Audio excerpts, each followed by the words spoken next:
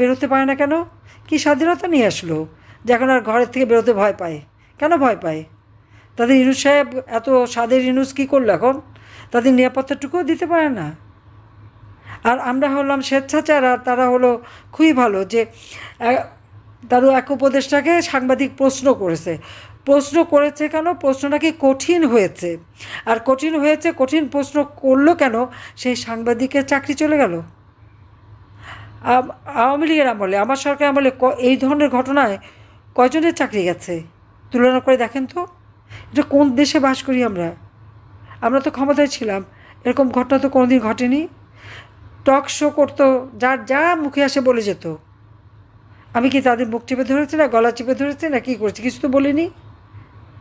আমার একটা এক্সাম্পল দিই। মেট্রো রেল নির্মাণ করছি, একজন বলছে মেট্রো রেল, এত টাকা দিয়ে মেট্রো রেল করে কী হবে?